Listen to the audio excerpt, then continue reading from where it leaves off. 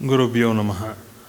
ಸರ್ವಮಂಗಳಮಾಂಗಲ್ಯೆ ಶಿವೆ ಸರ್ವಾರ್ಥಸಾಧಿಕೆ ಶರಣ್ಯೇ ತ್ರ್ಯಂಬಕೆ ದೇವಿ ನಾರಾಯಣೀ ನಮೋಸ್ತುತೆ. ಕಾವೇರಿ ಲೋಕಪಾವನಿ ಸಂಗಮ ಕ್ಷೇತ್ರೇ ಸುಸ್ಥಿತೆ ಶ್ರೀಚಕ್ರರಾಜಸಹಿತೆ ಶ್ರೀ ನಿಮಿಷಾಂಬಾ ನಮೋಸ್ತುತೆ.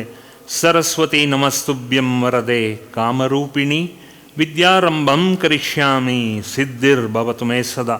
ಗುರುರ್ಬ್ರಹ್ಮ ಗುರುರ್ವಿಷ್ಣು ಗುರುರ್ದೇವೋ ಮಹೇಶ್ವರಃ ಗುರುರ್ ಸಾಕ್ಷಾತ್ ಪರಬ್ರಹ್ಮ ತಸ್ಮೈ ಶ್ರೀ ನಿಮಿಷಾಂಬದೇವಿ ಗುರುಭ್ಯೋ ನಮಃ. ಓಂ ಐಂ ಹ್ರೀಂ ಕ್ಲೀಂ ಚಾಮುಂಡಾಯ ವಿಚ್ಚೆ. ಶಿಷ್ಯವೃಂದ, ಸಂಪೂರ್ಣ ಜ್ಞಾನ ಪ್ರಾಪ್ತಿ ಸಿದ್ಧಿರಸ್ತು, ಸಾಧನಾ ಫಲ ಸಿದ್ಧಿರಸ್ತು, ದೇವಿಯ ಕೃಪಾ ಕಟಾಕ್ಷ ಸಿದ್ಧಿರಸ್ತು, ಪ್ರಾಪ್ತಿರಸ್ತು. ಪ್ರತಿಯೊಂದು ಧ್ಯಾನದಲ್ಲಿ ಹೋಲ್ಡ್ ಸಿಗಬೇಕು.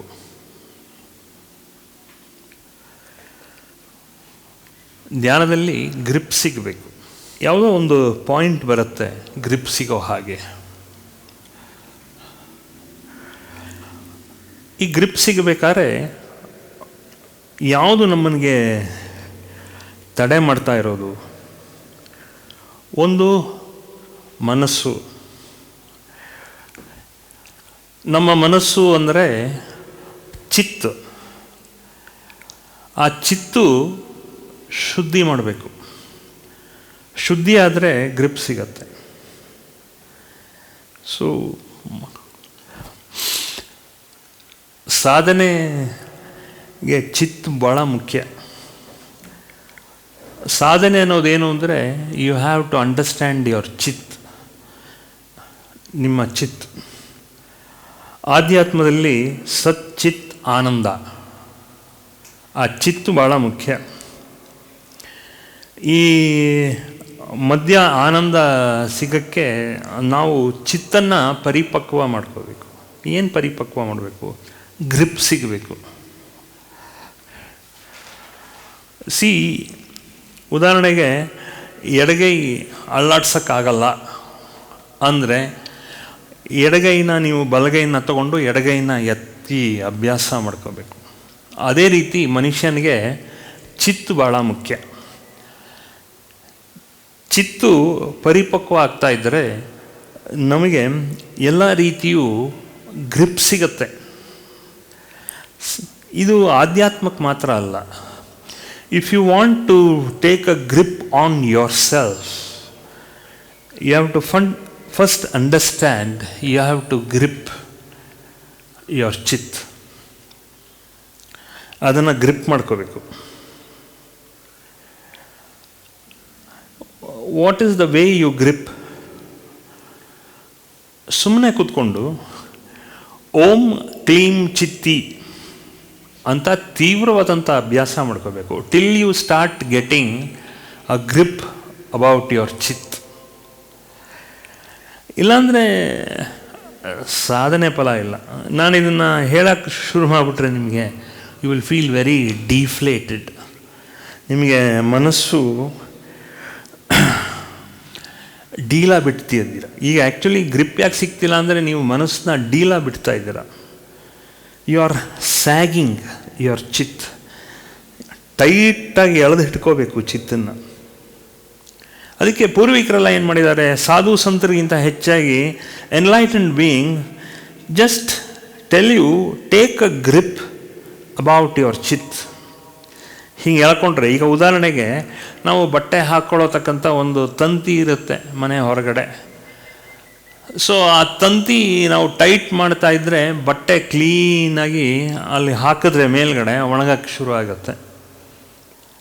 ಈಗ ಬಟ್ಟೆ ನೀವು ಹಾಕಿದಾಗ ಅದು ಬಗ್ತಾ ಬಂದರೆ ಬಟ್ಟೆ ನೀವೇನು ಮಾಡ್ತೀರಾ? ಆ ನೈಲಾನ್ ನೈಲಾನ್ ಒಂದು ಹಗ್ಗ ಇದ್ದರೆ ಅದನ್ನು ಇನ್ನೂ ಟೈಟ್ ಮಾಡ್ತಾ ಹೋಗ್ತೀರಾ, ಸೋ ದ್ಯಾಟ್ ಆ ಒದ್ದೆ ಆಗಿದಂಥ ಬಟ್ಟೆ ಟೈಟಾಗಿ ಕೂರುತ್ತೆ. ಆಗ ಬೇಗ ಗಾಳಿ ಅಳ್ಳಾಡುತ್ತೆ, ಬೇಗ ಬಿಸಿಲು ಬೀಳುತ್ತೆ, ಆಗ ಬಟ್ಟೆ ಬೇಗ ಒಣಗತ್ತೆ. ಅದೇ ರೀತಿ ನಿಮ್ಮ ಚಿತ್ತಿಗೆ ಕಾವು ಕೊಡಬೇಕು. ಸಾಧನೆ ಈಸ್ ದ ಓನ್ಲಿ ವೇ. ನೀವು ಸಾಧನೆ ಮಾಡ್ತಾ ಬಂದಾಗ ನಿಮ್ಮ ಆ ಚಿತ್ತು ಟೈಟಾಗಿ ಎಳ್ಕೊಳ್ಳೋಂಗಾಗುತ್ತೆ. ಆ ಟೈಟಾಗಿ ಎಳ್ಕೊಂಡ್ರೆ ನಿಮಗೇನಾಗುತ್ತೆ, ಅನುಭವ ಶುರುವಾಗುತ್ತೆ. ಸೊ ಅನುಭವ ಏನು ಬೇಕಾದ್ರೂ ಆಗ್ಬೋದು. ಅನುಭವ ದೇವರು ಅಂತ ಏನಿಲ್ಲ. ಈಗ ಯಾವನೇ ಒಬ್ಬ ನಿನಗೆ ಚಿತ್ತು ನೋಡಪ್ಪ ಟೈಟಾಗಿಲ್ಲ, ನಿನ್ನ ಚಿತ್ತು ಬಿಗಿ ಇಟ್ಕೋ ಅಂತ ಹೇಳಿದಾಗ ಲೂಸ್ ಮಾಡ್ಕೋಬೇಡ ನಿನ್ನ ಚಿತ್ತನ್ನು. ಈ ಲೂಸ್ ಮಾಡ್ಕೊಂಡ್ರೆ ಏನಾಗುತ್ತೆ, ಅದು ಇದು ವಿಚಾರ ವ್ಯವಹಾರದ ಮೇಲೆ ಗಮನ ಸೆಳೀತಾ ಬರುತ್ತೆ. ಸುಮ್ಮನೆ ಒಂದು ಹಾಲು ಕುಡಿಬೇಕಾದ್ರೆ ಆ ಚಿತ್ತು ಡೀಲಾಗುತ್ತೆ, ಒಂದು ಕಾಫಿ ಕುಡಿಬೇಕಾದ್ರೆ ಚಿತ್ತು ಡೀಲಾಗುತ್ತೆ. ಬಾಯಾರಿಕೆಗಳು ಬಯಕೆಗಳು ನಮ್ಮಲ್ಲಿ ಏನಾಗುತ್ತೆ ಅಂದರೆ, ಬಯಕೆ ಮತ್ತು ಬಾಯಾರಿಕೆ, ಟೆಂಪ್ಟೇಷನ್ಸ್ ಬಯಕೆ ಮತ್ತು ಬಾಯಾರಿಕೆ. We get thirsty because we have not yet fulfilled so many things ಅಂತ ತಲೆ ಒಳಗಡೆ ಬರುತ್ತೆ. ಅಂದರೆ we still have not understood our responsibility ಅಂತ ಒಂದೊಂದು ಸಲ ಬರುತ್ತೆ. ಇನ್ನೂ ನಾನು ಬೇಕಾದಷ್ಟು ಕೆಲಸ ಇದೆ ಮಾಡೋದು, ರೆಸ್ಪಾನ್ಸಿಬಲ್ ಇದೆ ಅಂತ. ಒನ್ ಥಿಂಗ್ ತಿಳ್ಕೊಳ್ಳಿ, the moment you come into Sadhana, ನಿಮಗೆ ರೆಸ್ಪಾನ್ಸಿಬಿಲಿಟಿ ಹೆಚ್ಚಾಗಕ್ಕೆ ಒಂದು ಫೀಲಿಂಗ್ ಬರುತ್ತೆ. I am responsible for this ಅಂತ ಬರುತ್ತೆ.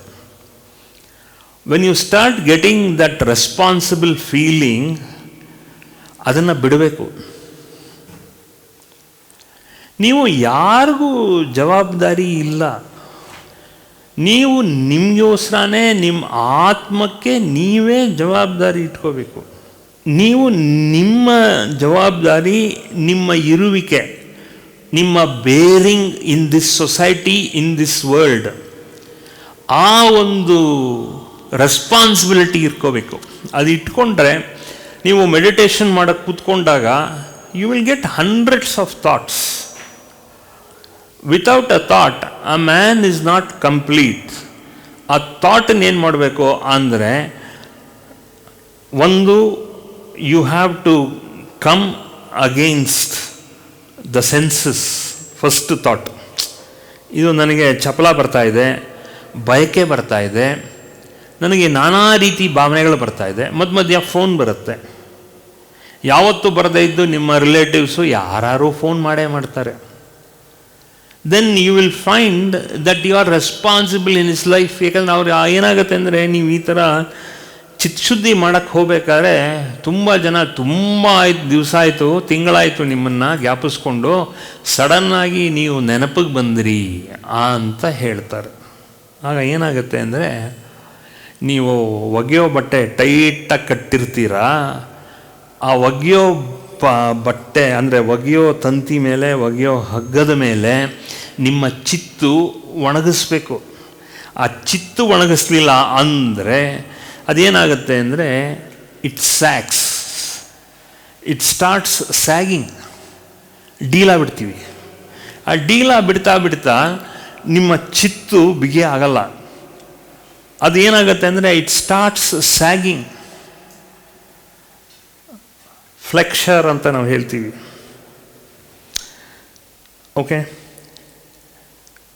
ಸೊ ಏನಾಗುತ್ತೆ, the more you allow your ಚಿತ್ ಟು ಸ್ಯಾಗ್, ನಿಮ್ಮ ಮನಸ್ಸನ್ನು ಡೀಲ ಬಿಡ್ತೀರ. ಆ ಡೀಲ ಬಿಟ್ಟಾಗ ಏನಾಗುತ್ತೆ ಅಂದರೆ, ತುಂಬ ಫೋನ್ಗಳು ಬರುತ್ತೆ ನಿಮಗೆ, ಯಾವತ್ತೂ ಇಲ್ಲದೆ ಫೋನ್ ಬರುತ್ತೆ. And you feel you are responsible for someone's else life.